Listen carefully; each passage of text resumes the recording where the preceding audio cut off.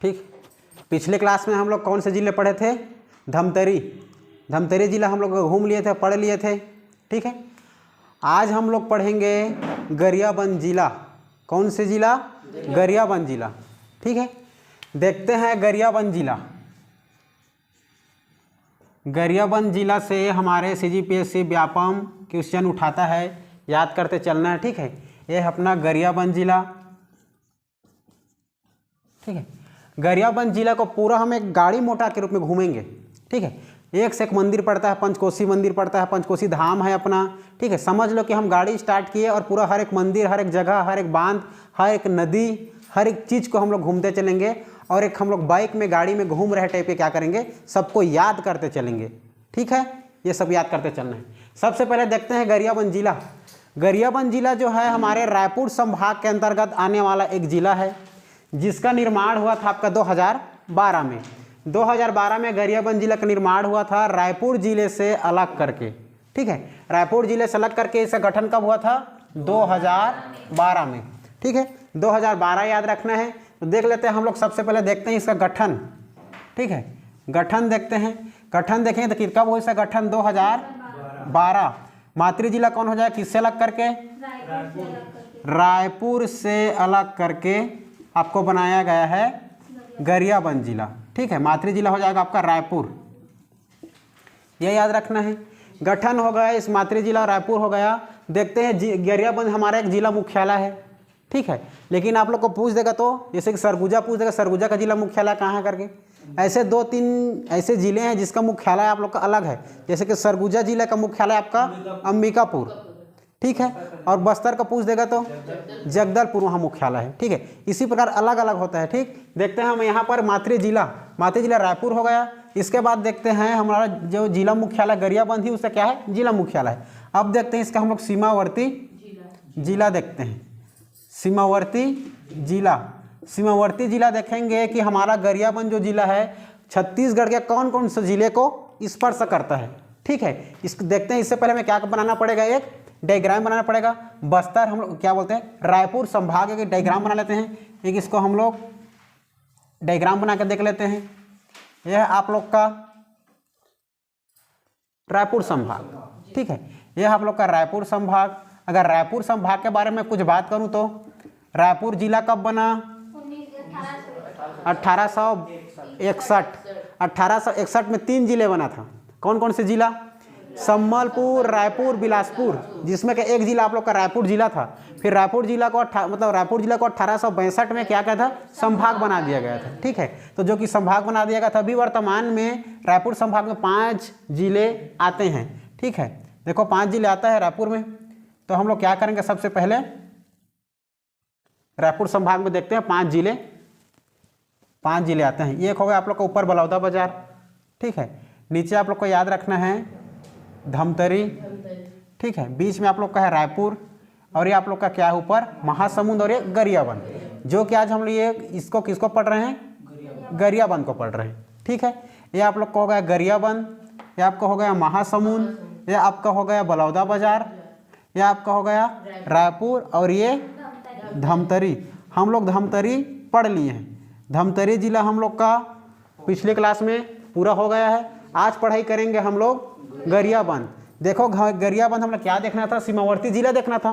देखते हैं कि सीमावर्ती जिले में कौन कौन से जिले को हमारा गरियाबंद जिला छत्तीसगढ़ के जिले को स्पर्श करता है। देखो इधर आप लोग का पूर्व साइड है उड़ीसा राज्य। कौन सा राज्य? उड़ीसा राज्य। ठीक है, अब देखो ऊपर उत्तर में कौन से जिला को स्पर्श कर रहा है?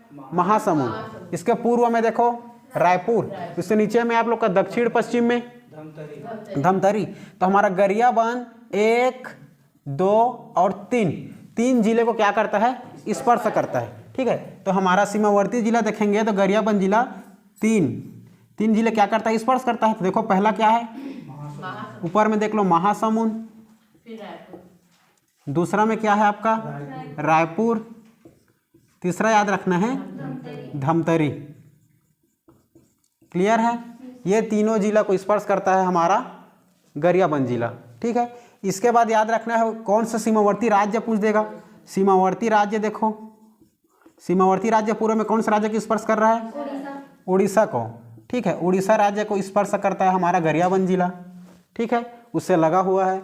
इसके बाद याद देखते हैं हम लोग विधानसभा क्षेत्र देखते हैं कि हमारे गरियाबंद जिला में कितने विधानसभा क्षेत्र है, ठीक है। विधानसभा क्षेत्र पहले देखते हैं। विधानसभा क्षेत्र में बताओ क्या क्या बता चुका था मैं एक बार आप लोग को, ठीक है। आप लोग को याद रखना बी और आर याद रखना, ठीक है। बी से बिंद्रा नावागढ़ याद रखना, आर से राजिम याद रखना। बी से याद रखना है बिंद्रा नावागढ़, बिंद्रा नावागढ़, और आप आर से याद रखना है राजिम। ये यहाँ दोनों क्षेत्र क्या है आप लोग का विधानसभा क्षेत्र है, ठीक है। कौन सा क्षेत्र है, विधानसभा क्षेत्र। तो विधानसभा क्षेत्र है तो जाहिर से बात है यहाँ विधायक होगा, ठीक है। तो बताओ आप लोग को बताया था पिछले बिंद्रा नावगढ़ में कौन से विधायक है, डमरूधर पुजारी। डमरूधर पुजारी हमारा बिंद्रा नावगढ़ से विधानसभा क्षेत्र से विधायक है, डमरूधर पुजारी याद रखना है। दूसरा याद रखना है आपको राजिम से विधायक आप लोग का अमितेश शुक्ला, क्या बताया था, अमितेश शुक्ला याद रखना है आप लोग को, अमितेश शुक्ला। क्लियर है इतना। ये दोनों आप लोग को विधानसभा क्षेत्र से विधायक याद रखना है। तत्पश्चात हम लोग देखते हैं हमारे गरियाबंद जिले में कितने विकास खंड आते हैं और कितने तहसील पड़ती है, ये देखते हैं। इतना याद हो गया, ठीक है। बताओ बिंद्रा नावगढ़ में कौन से विधायक है, कितने सीमावर्ती जिला से लगा है अपना गरियाबंद, क्या क्या, ओके। गठन कब हुआ, 2012।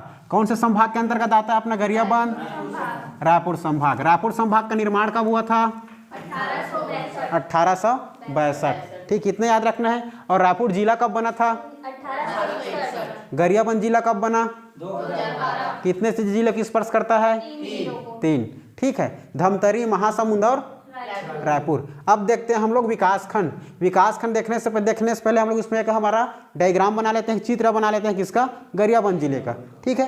देखो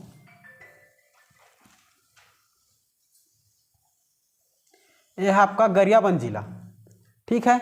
गरियाबंद जिला में आपको देखना है, पहले आप लोग को बताया था मैं जब कवर्धा पढ़ाया था, दुर्ग संभाग पढ़ाया था, तो दुर्ग संभाग में पढ़ाया था कि कौन सा जिला कौन सा जिला से स्पर्श होकर के एक आप लोग का रोड आता है करके, नेशनल हाईवे 30। नेशनल हाईवे 30 आप लोग का कवर्धा के चिल्फी घाटी से प्रवेश होकर के कवर्धा, फिर बेमेतरा, रायपुर, उसके बाद आपका धमतरी, धमतरी के बाद आप लोग का कांकेर, कोंडागांव, फिर आप लोग का बस्तर, उसके बाद सुकमा से कोंटा तक 636 किलोमीटर हो करके आपका नेशनल हाईवे 30 गुजरता है, ठीक है। तो यही रायपुर तक आया था आपका, उधर से कवर्धा से लेकर के कवर्धा बेमेतरा होते हुए रायपुर आया था आपका रोड। कौन सा रोड, नेशनल हाईवे 30। ये नेशनल हाईवे हमारा छत्तीसगढ़ का सबसे बड़ा रोड है, हमारे छत्तीसगढ़ जीवन रेखा रोड कहते हैं, यही सबसे बड़ा राष्ट्रीय मार्ग है हमारे छत्तीसगढ़ का, ठीक है। ये याद रखना, ये रायपुर है तो इसी रोड से आप लोग का ये इधर आप लोग का कौन सा रोड आता है, नेशनल हाईवे 30 नीचे आ जाता है धमतरी साइड, लेकिन यहाँ तो आप लोग का धमतरी है, ठीक है। कौन सा रोड है, धमतरी। धमतरी हमारे कौन से रोड में है, नेशनल हाईवे 30 में, लेकिन हमें देखना है यही से रायपुर से एक रोड गुजर जाता है, मतलब इसी रोड को डिवाइड करके नया रोड बन जाता है नेशनल हाईवे 130C। यही से डिवाइड होकर कौन सा रोड आ जाता है, नेशनल हाईवे 130C, ठीक है। नेशनल हाईवे 130C याद रखना है, ठीक है, जो कि ये सीधा इधर निकल जाती है उड़ीसा तरफ। इसमें आप लोग को विकास खंड याद रखना है। देखो कि कौन कौन से विकास खंड आते हैं अपने गरियाबंद में, ठीक है, ये याद रखना है। आप लोग को बता, ये तो 130C है, 130A कहाँ है आपको याद है, 130A बताया था मैं आप लोग को कवर्धा में, कवर्धा में बताया था 130A ऊपर जाती है आप लोग को ऐसे करके, ठीक है, वो याद रखना है। 130C इधर है, 130C, 130B और बताऊंगा, देखना 130B कहाँ से होकर गुजरता है, पहले ये याद रखो। देखो आप लोग को यहाँ याद रखते चलना है विकास खंड, हमारे गरियाबंद में कितने विकास खंड व तहसील है, ठीक है।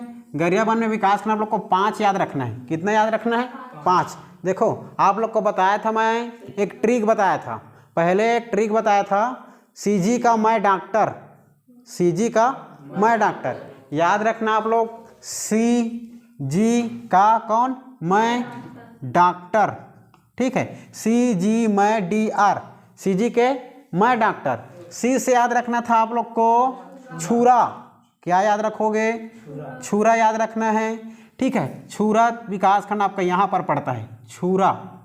ठीक है, नेशनल हाईवे 130C के आपका दाएं तरफ। उसके बाद छुरा ये याद रखना है। जी से याद रखना है आप लोग को गरियाबंद। गरियाबंद आप लोग का जिला मुख्यालय है, गरियाबंद यहाँ पड़ता है। ठीक है, गरियाबंद हमारा नेशनल हाईवे 130C में। दूसरा याद रखना है आप लोग को तीसरा। ठीक है, तीसरा से याद रखना है मैनपुर। मैनपुर हमारा हीरा क्षेत्र है, याद करते चलना है। मैनपुर याद रखना, मैनपुर। ठीक है, इतना हो गया, हो गया। इसके बाद याद रखना है आप लोग को डी। डी से क्या याद रखोगे? देवभोग याद रखना है। डी से क्या याद रखना है? देवभोग।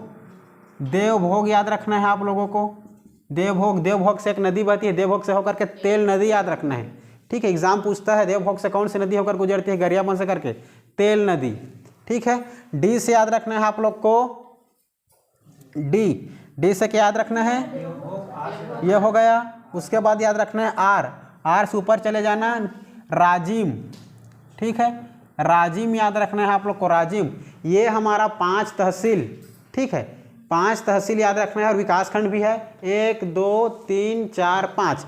5 तहसील याद रखना है। कौन किसमें? गरियाबंद में। पहला राजिम, छुरा, गरियाबंद, मैनपुर, देवभोग। 5 आप लोग का हो गया विकासखंड। विकासखंड के साथ तहसील भी है, पाँचों के पाँचों। ठीक है, ये याद रखना है। डी से क्या लिखे हूँ? देवभोग। और आर से राजिम।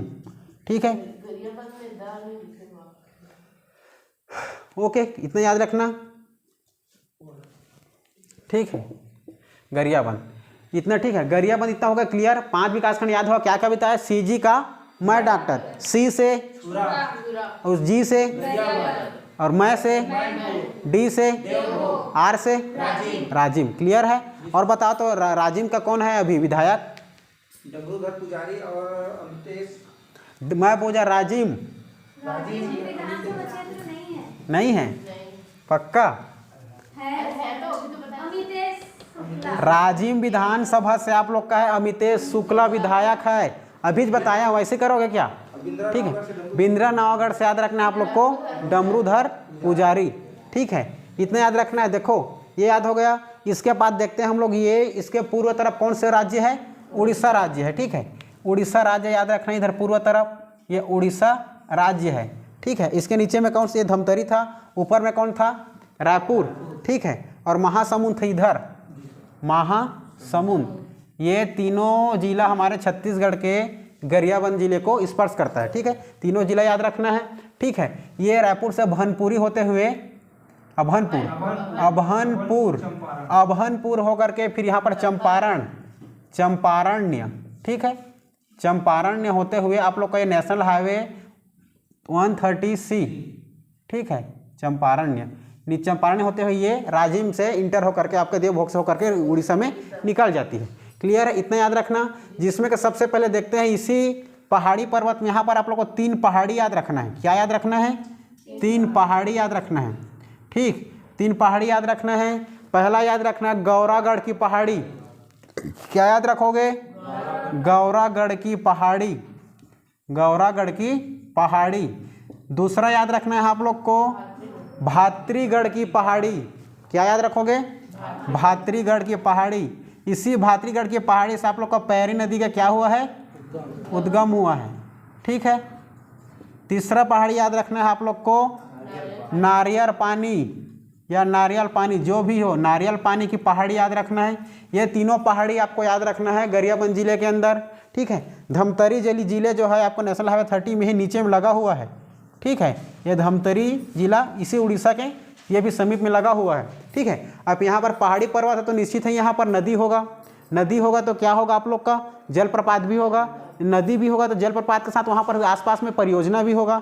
ये तीनों हम लोग देख लेते हैं। ठीक है, आप लोग 3 पहाड़ी याद रखना, गौरागढ़ की पहाड़ी, भातरीगढ़ की पहाड़ी और एक नारियल पानी की पहाड़ी। ठीक है, तीनों पहाड़ी याद के रखना है। अब देखते हैं हम लोग नदी देखते हैं। क्या देखेंगे? नदी। ठीक है, नदी में मुख्य रूप से यहाँ पर याद रखना आप लोग, इसके नीचे में कौन सी नदी है? नदी में 3 नदी याद रख लेना। एक है महानदी, दूसरा याद रखना पैरी, तीसरा याद ही रखना सोंढूर। एक और याद रखना है आप लोग, सूखा नदी। ठीक है, एक नदी और क्या याद रखोगे, सूखा नदी याद रखना है आप लोग को। ठीक है, और यहाँ पर देवभोग में एक और नदी बताया था, तेल नदी। इतना नदी आप लोग को कहाँ याद रखना है, गरियाबंद जिले में याद रखना है। ठीक है, देखते हैं महानदी। महानदी सबसे पहले हमारे धमतरी के सिहावा पर्वत के सुक्तिमती से निकलकर, ठीक है, निकलकर हमारे छत्तीसगढ़ 10 से 11 जिले से होकर के ये निकल करके हमारा उड़ीसा के कोरापुट तहसील में जाकर विसर्जन हो जाती है बंगाल की खाड़ी में।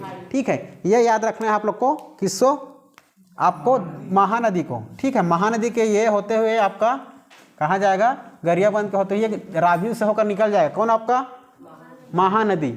ठीक है, उसके बाद याद रखना है पैरी। पैरी की नदी कहाँ से निकलता है, उद्गम कहाँ से होता है बताया, ये भातरीगढ़ की पहाड़ी से, भातरीगढ़ की पहाड़ी से होते हुए सीधा ये भी निकल जाएगा राजिम से होते हुए। ठीक है, इधर और जाकर महानदी में विसर्जित हो जाएगा। ठीक है, उसके बाद याद रखना है आप लोग को सोंढूर नदी। सोंढूर नदी, सोंढूर नदी याद रखना, ये सोंढूर नदी हमारा अधिकतर कहाँ बहता है, धमतरी। पूछ देगा सोंढूर नदी कहाँ बहती है, सोंढूर नदी धमतरी में जिला में बहती है। और इसी सोंढूर नदी में आप लोग का सोंढूर परियोजना में है, परियोजना है जिसका निर्माण 1979-80 के बीच में हुआ था। सोंढूर परियोजना याद रखना है सोंढूर नदी में। इसका उद्गम है आप लोग का नारियल पानी गरियाबंद के उधर, नारियल पानी पहाड़ी से निकल करके धमतरी से होकर के आपका सोंढूर नदी हमारे राजिम में जाकर क्या हो जाती है, मिल जाती है, महानदी में भी जाकर मिल जाती है। ठीक है, ये सोंढूर को पैरी की सहायक नदी कहा जाता है। ठीक है, इतना याद रखना। उसके बाद यही तीनों पर राजिम पर जाकर के तीनों नदी का संगम हो जाता है, त्रिवेणी संगम कहते हैं। कौन कौन सी नदी का, महानदी, पैरी और सोंढूर, तीनों नदी का संगम कौन जगह हो गया, राजिम। ठीक है, इतना याद रखना है। देवभोग से तेल नदी याद रखना है। एक और नदी है आप लोग का सूखा नदी याद रखना है। ठीक है, सूखा, इतना याद रखना है। देखो उसके बाद आप लोग को देखो नदी में परियोजना याद रखना है आप लोग को। ठीक है, इसी नदी में परियोजना याद रखना है। यह पैरी नदी, पैरी नदी में आप लोग को एक परियोजना याद रखना है। कौन सी परियोजना, सीकासार परियोजना। ठीक है, क्या याद रखोगे, सीकासार परियोजना याद रखना ना आप लोग। सीकासेर या सीकासार लिखा रहता। ठीक है, सीकासार परियोजना। ठीक है, उसके बाद धमतरी जिले में इसी सोंढूर के नाम से ही क्या है, धमतरी जिले में आपको याद रखना है परियोजना सोंढूर नदी में सोंढूर परियोजना। क्या याद रखोगे, सोंढूर परियोजना, सोंढूर परियोजना। सोंढूर परियोजना का निर्माण 1979 से 80 के बीच हुआ था। कब हुआ था, 1979 और 80 में इसका निर्माण हुआ था। किसके देश के सहायता से, ये कोई देश सहायता से नहीं है, ये विश्व बैंक के सहायता से हुआ था। कौन से सहायता से, ये सोंढूर जो परियोजना है वर्ल्ड बैंक, विश्व बैंक के सहायता से, विश्व बैंक के सहायता से सोंढूर, ठीक है, सोंढूर परियोजना का क्या हुआ है, निर्माण हुआ है। ठीक है, सोंढूर परियोजना कहाँ है, धमतरी जिला में स्थित है, याद रखना। लेकिन निकलता कहाँ, गरियाबंद से। उधर गरियाबंद के पहाड़ी आपके नारियल पानी से उद्गम होकर के इधर धमतरी जिला से होकर महानदी में जाकर विसर्जित हो जाती है आपकी सोंढूर नदी। इसी सोंढूर नदी में क्या है, परियोजना याद रखना है आप लोग को, सोंढूर परियोजना। सोंढूर परियोजना निर्माण कब हुआ है पूछता है, 1979-80। आंसर ले सकते हो आप लोग का 1979 आंसर ले सकते हो। अगर ये नहीं रहा तो 1980 लेना है। क्लियर है इतना, ये याद रखना है आप लोग को नदी के बारे में। अब नदी के बारे में जानते हैं, परियोजना याद, मतलब ये याद रखना है, जलप्रपात याद रखना है आप लोग को। 3 जलप्रपात यहाँ विशेष रूप से याद रखना है। ठीक है, 3 आप लोग का जलप्रपात बताता हूँ। ठीक है, पहला याद रखना आपका गोदना, पहला पर आप लोग का गोदना याद रखना है। दूसरा जतमई याद रखना है। तीसरा घटा रानी याद रखना है। ठीक है, पहला यहाँ पर देख लेते हैं हम लोग, क्या देखेंगे, जलप्रपात। जलप्रपात देखेंगे हमारे गरियाबंद जिले में। तो गरियाबंद जिले में पहला जलप्रपात याद रखना आप लोग, गोदना, गोदना जलप्रपात। दूसरा याद रखोगे जतमई, जतमई जलप्रपात। तीसरा याद रखोगे आप लोग घटा रानी। ठीक है, घटा रानी याद रखना है, घटा रानी जलप्रपात, घटा रानी। यहाँ पर यह बहुत ही सुंदर दृश्य है। इसी जतमई घटा रानी के पास बहुत सुंदर मंदिर भी स्थित है। ठीक है, एक मंदिर भी है, मावली माता का मंदिर और सरकट्टी मंदिर, माता सरकट्टी के मंदिर कहा जाता है। कुछ समय असुर को वहाँ पर देवी माता जो है क्या काटते थे, सर को काट देते थे, इसलिए वहाँ पर सरकट्टी मंदिर करके स्थित है। ठीक है, ये याद रखना। तीनों क्या क्या जलप्रपात याद रखना है, गोदना, जतमई, घटा रानी। ठीक है, तीनों जलप्रपात को याद करते चलना है आप लोग को। इस जलप्रपात के बाद आप लोग को विशेष यहाँ याद रखना है। अब देखते हैं, हम लोग देखते जाते हैं कि कौन कौन से कहाँ कहाँ पर जगह पर स्थित है। ठीक है, अब देखते हैं उसके बाद हम लोग यहाँ पर देख लेते हैं, खनिज देख लेते हैं, उद्योग देख लेते हैं। ठीक है, औद्योगिक क्षेत्र देखो यहाँ। ठीक है, औद्योगिक क्षेत्र में एक जगह याद रखना है आप लोग को, बेलटुकरी। ठीक है, यहाँ पर याद रखना बेलटुकरी, यहाँ पर है आपका बेलटुकरी। ठीक है, बेलटुकरी औद्योगिक क्षेत्र याद रखना आप में, किसको? बेलटुकरी। ठीक है, बेलटुकरी याद रखना है। बेलटुकरी कहाँ का औद्योगिक क्षेत्र है? गरियाबंद जिले का। ठीक है, इसके बाद याद रखना आप लोग खनिज याद रख लेना। क्या याद रखोगे? खनिज। खनिज याद रखेंगे। खनिज में यहाँ मुख्य रूप से हीरा पाया जाता है। हमारे गरियाबंद एकमात्र ऐसा जिला है जो हमारे छत्तीसगढ़ के जिला से क्या उत्खनन करता है जी? हीरा उत्खनन होता है। ठीक है, जिसमें कब हमारे भारत देश में भी एकमात्र ऐसा राज्य हमारे छत्तीसगढ़ के जो कौन से जिले में? गरियाबंद जिले में किसका उत्पादन होता है, उत्खनन हुआ है? हीरा का। ठीक है, याद रखना आप लोग गरियाबंद के जिले। ठीक है, गरियाबंद जिला याद रखना है। तो गरियाबंद जिला के एक आप लोग याद रखोगे विकासखंड मैनपुर। ठीक है, मैनपुर क्षेत्र में क्या मिला है? हीरा। ठीक है, हीरा में याद रखना है। इस हीरा का विशेष 3 रूप होता है, बताया था आप लोग को, गार्नेट और एक अलेक्जेंड्राइट। सबसे पहले हीरा क्षेत्र देखते हैं। इसे हीराफेड जो कि आप लोग का ये तहसील जो मैनपुर तहसील के अंतर्गत 3 आप लोग को क्या याद रखना, 3-4 जगह याद रखना है। आप लोग को बताया था एक लड़की। ठीक है, एक लड़की बताया था, मैं क्या बताया था? कुसुम पायल पहनकर कहाँ गई? बहराडी और कोदो खाई। ठीक है, क्या बोला था? कुसुम पायल पहनकर बहराडी गई और कोदो खाई। कोदो कुटकी वाला कोदो खाई। ठीक है, तो आप लोग देखो कुसुम से याद रखना है आप लोग को कुसुम से कुसुम मूड़ा याद रखना है। दूसरा याद रखना है उसे कुसुम कहाँ मतलब क्या कर पहनी? पायल पहनी। तो पायल से हो जाएगा पायली खंड याद रखना है। तीसरा याद रखना है आप लोग को कहाँ गई वो पायल पहनकर? बहराडी गई। ठीक है, बहराडी हीरा क्षेत्र। उसके बाद चौथा याद रखना है आप लोग को, बहराडी जाकर उसको भूख लगी तो क्या खाई? कोदो खाई। ठीक है, तो ये को से कोदो माली।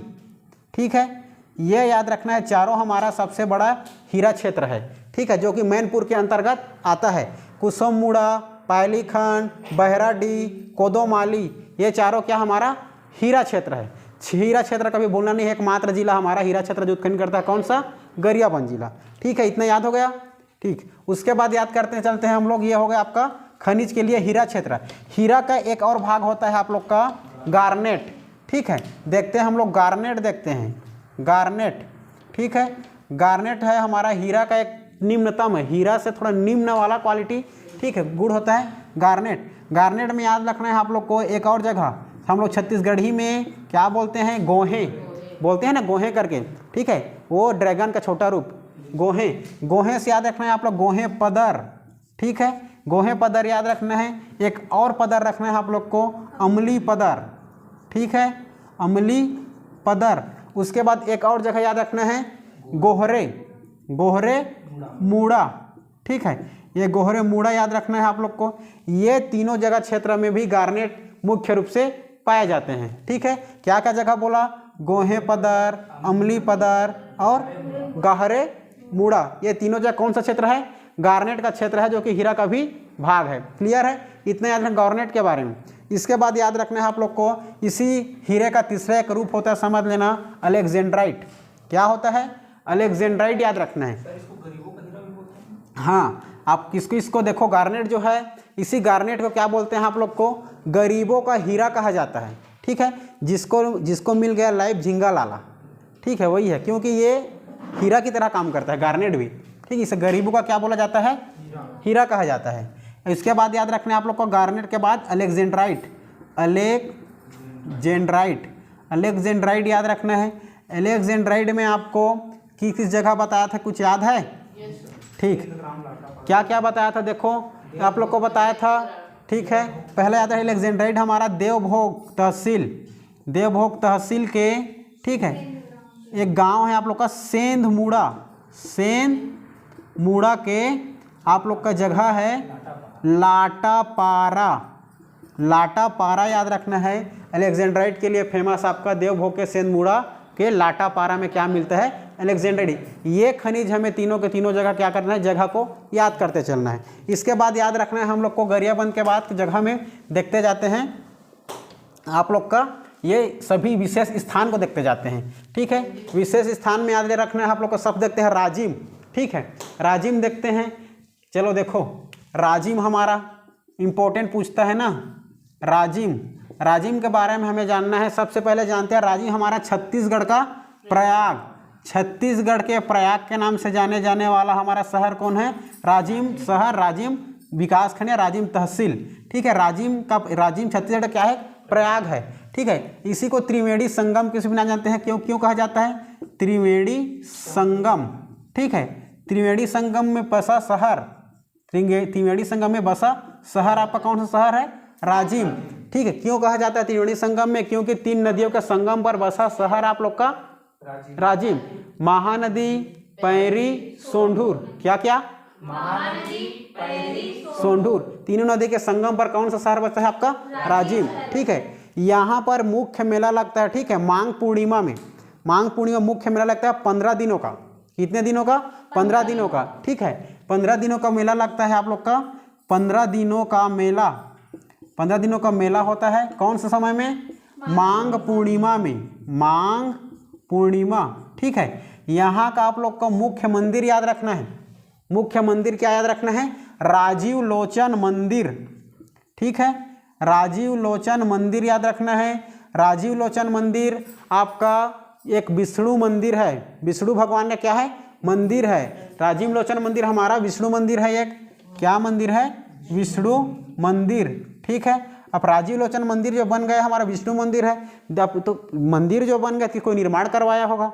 ठीक है, तो याद रखना है आपको राजीव लोचन मंदिर का निर्माण। ठीक है, इसका निर्माण करवाया था नल नागवंशी शासक, निर्माण नल नागवंशी शासक बिलासतुंग, नल नागवंशी शासक बिलासतुंग ने इसका निर्माण करवाया था। किसने, बिलासतुंग ने। बिलासतुंग ने 700 से 740 ईस्वी, ठीक है, 700 से 740 ईस्वी में क्या करवाया था, आपके राजीव लोचन मंदिर का क्या करवाया था, निर्माण करवाया था। यह याद रखना है। इसके साथ साथ अब ये जैसे बहुत पुराना है, देखो 700 740 ईस्वी कितना हजार साल पुराना है। ठीक है, ये जर्जर हो रहा था। ठीक है, तो इसका नज़र पड़ता है हमारे कलचुरी शासक के सेनापति जगतपाल। ठीक है, हमारे कलचुरी शासक पृथ्वीदेव द्वितीय, पृथ्वीदेव द्वितीय के समय सेना रहता है उसका कौन, जगतपाल। इसी जगतपाल का इसका नज़र पड़ता है और उसी इसको दूसरे बार बनवा देता है, क्या करता है, जीर्णोद्धार करवा देता है। ठीक है, तो इसका राजीव लोचन मंदिर का जीर्णोद्धार याद रखना है आपको। क्या याद रखना है, जीर्णोद्धार। इसका जीर्णोद्धार किसने कराया, जगतपाल ने, जगतपाल। ठीक है, जगतपाल कौन है, जगतपाल एक सेनापति था किसका, पृथ्वीदेव द्वितीय का। और पृथ्वीदेव कौन था, एक कलचुरी शासक था। ठीक है, ये पृथ्वीदेव का क्या था, पृथ्वीदेव द्वितीय, पृथ्वीदेव द्वितीय का क्या था, सेनापति था। और ये पृथ्वीदेव कौन से शासक था, कौन से वंश का, कलचुरी वंश का शासक था, कलचुरी वंश का शासक था। ठीक है, कलचुरी वंश का शासक। ठीक है, ये याद रखना है। कलचुरी वंश के शासक पृथ्वीदेव द्वितीय के सेनापति जगतपाल ने राजीव लोचन मंदिर का क्या करवाया था, जीर्णोद्धार करवाया था। इतना राजिम के बारे में याद रखना है। यहाँ पर विशेष विशेष मंदिर भी है। ठीक है, मंदिर में याद करते चलना है आप लोग को। कर्णेश्वर मंदिर, क्या याद रखोगे, कुलेश्वर मंदिर। ठीक है, कुलेश्वर मंदिर याद रखना है पहले। कर्णेश्वर मंदिर धमतरी के सिहावा पर्वत में है। ठीक है, कर्णेश्वर मंदिर आप लोग का सिहावा पर्वत के ऊपर में है। ठीक है, धमतरी जिला में। हमें यहाँ राजिम में आप लोग को क्या याद रखना है, देखो सबसे पहले याद रखना कुलेश्वर, कुलेश्वर महादेव मंदिर, कुलेश्वर महादेव मंदिर याद करना है। कहाँ, आपके इस गरियाबंद जिले के राजिम शहर में। ठीक है, उसके बाद याद रखना है आप लोग को सीताबड़ी, सीताबड़ी नहीं ना, सीताबड़ी, सीताबड़ी की मंदिर याद रखना है आपको। सीताबड़ी की मंदिर, ये सीता माता मंदिर है। ठीक है, इसके बाद और याद रखना आप लोग उमा, ठीक है, उमेश्वर मंदिर याद रखना आप लोग। उमेश्वर मंदिर, ठीक है, उमेश्वर मंदिर, ठीक, उमेश्वर महादेव मंदिर बोलते हैं उसको। उसके बाद याद रखना है और मंदिर एक फिंगेश्वर, यहाँ पर एक शहर है, ठीक है, क्या है, फिंगेश्वर, फिंगेश्वर। इसी फिंगेश्वर में आपको एक और मंदिर याद रखना है, ठीक है, मंदिर याद रखना है फड़ेश्वर, फड़ेश्वर मंदिर, फड़ेश्वर मंदिर, फड़ेश्वर महादेव मंदिर, फड़ेश्वर महादेव मंदिर क्या करना है, याद रखना है आप लोग को। इसी के नीचे ये आपका उमेश्वर मंदिर रखना है, याद रखना है आपको फिंगेश्वर में, ठीक है, ये दोनों मंदिर याद रखना है। उसके बाद और मंदिर याद रखना है, आप लोग को बताया था जतमई घटा रानी करके, ठीक है, वहीं पास आप लोग को और एक और मंदिर याद रखना, मावली मंदिर। क्या मंदिर याद रखोगे, मावली मंदिर याद रखोगे। कहाँ, गरियाबंद जिले के कौन से स्थान में, फिंगेश्वर में, ठीक है। इतना मंदिर याद करते चलना है आप लोग को, ठीक है। उसके बाद जैसे ही मंदिर आप लोग दर्शन करके सकोगे, उसके बाद याद रखना आप लोग 5 कोसी धाम मंदिर, ठीक है, क्या याद रखोगे, 5 कोसी धाम मंदिर, ठीक है, 5 कोसी धाम मंदिर याद रखना है आप लोग को। 5 कोसी धाम मंदिर, देखो 5 धामों का क्या है, वो स्थित है, 5 धामों से बना हुआ है मंदिर, ठीक है। इसमें देखो याद करते चलना है, 5 कोसी धाम, 5 कोसी धाम मंदिर में याद रखना है आप लोग को 5 जगहों का, ठीक है, धाम है। सबसे पहले याद रखना है, देखो आप लोग को एक ट्रिक बताया था, ठीक है, ब्राह्मण कुल की चंपा कोपरा पटेवा गई। कहाँ गई, कौन गई जी, ब्राह्मण कुल की चंपा कोपरा पटेवा गई, ठीक है। देखो ब्राह्मण से याद ये हो गया आपका, ब्राह्मण कौन सी, कुल की कहाँ गई, चंपा, ब्राह्मण कुल की एक चंपा लड़की है, कहाँ गई, कोपरा गई और पटेवा गई, ठीक है, यहाँ गई। देखो ब्राह्मण से याद रखना है आप लोग को, ब्राह्मणेश्वर, ब्रह्मणेश्वर महादेव मंदिर, ब्राह्मणेश्वर महादेव मंदिर याद रखना है आपको। उसके बाद कल से याद रखना है, कुल से कुलेश्वर, कुलेश्वर महादेव मंदिर, ये सभी शिव का मंदिर है ना, कुलेश्वर महादेव मंदिर। उसके बाद याद रखना है आपको, चंपा से चंपारणेश्वर, चंपारणेश्वर महादेव मंदिर, ठीक है, ये आपका रायपुर में स्थित है। चंपारणेश्वर कहाँ स्थित है, रायपुर में स्थित है, ये देख लो, रायपुर में बताया इधर रायपुर में स्थित कौन, चंपारणेश्वर महादेव मंदिर। कोपरा से याद रखना, कोपरेश्वर महादेव मंदिर, कोपरेश्वर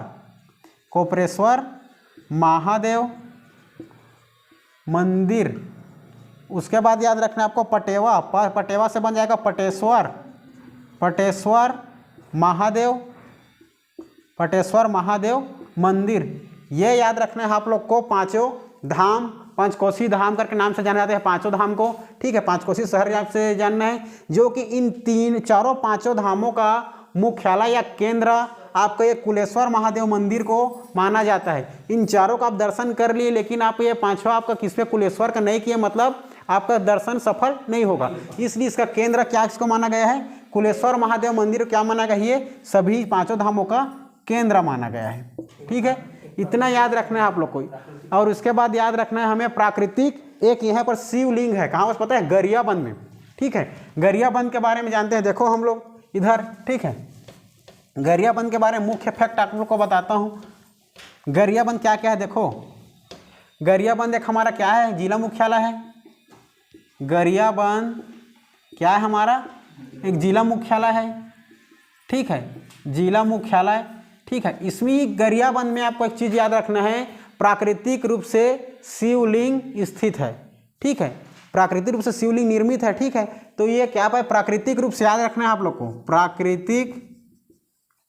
प्राकृतिक रूप से क्या है, एक शिवलिंग याद रखना है, शिवलिंग स्थित है। इसी शिवलिंग के स्थित के पास कौन सा मंदिर है, भूतेश्वर महादेव मंदिर याद रखना है। इसी शिवलिंग के दर्शन के लिए वहाँ पर मंदिर है आप लोग का, कौन सा मंदिर याद रखना है, भूतेश्वर महादेव मंदिर, भूतेश्वर महादेव मंदिर, ये याद करते चलना। भूतेश्वर महादेव मंदिर कहाँ है करके पूछता है आप लोग को, तो भूतेश्वर महादेव मंदिर कहाँ है आपका, गरियाबंद में स्थित है। ठीक है, इतना याद करते चलना है। उसके बाद है ना हमारा यहाँ का मुख्य फेमस जगह याद रखना है। ठीक है, मुख्य फेमस जगह याद रखना है। ठीक है, सब याद हो गया हमारी ये चीज़।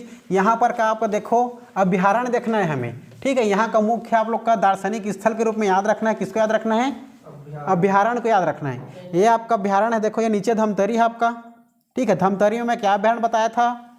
धमतरी में अभ्यारण्य बताया था मैं आप लोग को, सीता नदी अभ्यारण्य बताया था। ठीक है, सीता नदी अभ्यारण्य जिसका निर्माण 1974 में हुआ था, जो कि हमारे छत्तीसगढ़ का सबसे प्रथम और सबसे प्राचीन है। ठीक है, वो 1974 में बना था उसको, और उसकी इसी के जस्ट लगा हुआ एक और आपको क्या याद रखना है? ठीक है, उदयंती सीता मतलब उदयंती याद रखना है। ये उदयंती अभ्यारण्य याद रखना है आपको, उदयंती अभ्यारण्य। ठीक है, उदयंती अभ्यारण्य याद रखना है। इस उदयंती अभ्यारण्य का निर्माण 1983 में हुआ था। ठीक है, उदयंती अभ्यारण्य देखो, उदयंती अभ्यारण्य हमारा गरियाबंद में स्थित है। कहाँ स्थित है जी? गरियाबंद में। इसका निर्माण देखना है आप लोग को। निर्माण हुआ था 1983 में। ये हमारा उदयंती जो है, उदयंती अभ्यारण्य 230 मीटर 230 वर्ग मीटर में, ठीक है, 200 वर्ग क्षेत्र मीटर, कितना मीटर में क्या है, वर्ग किलोमीटर क्या है जी, क्षेत्र में फैला हुआ है। 230 वर्ग किलोमीटर याद रखना है आपको। ठीक है, उसके बाद याद रखना है इसमें देखो क्या है, जो कि धमतरी और उदयंती दोनों को मिलाकर के इसको ना 2006 में टाइगर प्रोजेक्ट बनाया गया था, और 2009 में इसको बायोस्फीयर रिजर्व बना दिया गया था। ठीक है, लेकिन यहाँ का मुख्य आप लोग याद रखोगे, पता है मुख्य रूप से इसमें कौन से जीव को संरक्षित किया जा रहा था? वन भैंसा। मुख्य रूप से वन भैंसा को संरक्षित करने के लिए इसको बनाया गया था। कि कौन से अभ्यारण्य को? उदयंती अभ्यारण्य को। वन भैंसा को संरक्षित के लिए, संरक्षण के लिए क्या अभ्यारण्य बनाया गया था? उदयंती अभ्यारण्य बनाया गया था। उदयंती अभ्यारण्य बनाया गया था, जो कि अभी भी इसमें वन भैंसा का क्या किया जाता है? संरक्षण किया जाता है। ठीक है, संरक्षण किया जाता है। ठीक है, इसमें वन भैंसा के संरक्षण किया जाता है। साथ साथ इसमें और मुख्य रूप से दो जीव को याद रखना है। ठीक है, एक याद रखना मूसक हिरण, क्या याद रखोगे? मूसक हिरण याद रखना है। उसके बाद एक और हिरण याद रख लेना आपका, काला हिरण। ठीक है, काला हिरण। ये सभी जीव हमारे उदयंती के लिए क्या है? संरक्षित किया जा रहा है उदयंती अभ्यारण्य में। ठीक है, और इस याद रखना आपको, ये जो है यह धमतरी के सीता नदी। ठीक है, आपका धमतरी में स्थित कौन सा अभ्यारण्य है? सीता नदी। ठीक है, सीता नदी अभ्यारण्य है। ठीक है, ये सीता अभ्यारण्य दोनों को मिला करके सीता नदी, ठीक है, प्लस उदयंती दोनों को मिलाकर, ठीक है, दोनों को मिलाकर के आपका 2006 में टाइगर प्रोजेक्ट घोषित किया गया था। Tiger project. ठीक है, उसके बाद 2009 में इसे सीता नदी और उदयंती को एक साथ टाइगर रिजर्व घोषित कर दिया गया। क्या घोषित कर दिया गया? टाइगर रिजर्व घोषित कर दिया गया। ठीक है, ठीक, इतना याद रखना है आप लोग को। और यहाँ पर मैं और बता चुका था पहले, जनजाति। ठीक है, जनजाति याद रखना है आप लोग को। मुख्य रूप से अगर पूछ देगा गरियाबंद में कौन से जनजाति पाए जाते हैं, तो कमार याद रखना, कमार और एक भूंजिया। ठीक है, कमार जनजाति को विशेष रूप से याद रखना आप। कमार और भूंजिया यहाँ क्या पाए जाते हैं? जनजाति पाए जाते हैं, कमार। ठीक है, इतना याद रखना है आप लोग को गरियाबंद जिले के बारे में। क्लियर है? किसी कोई डाउट? ओके, आज के लिए इतना ही। चलो, थैंक यू।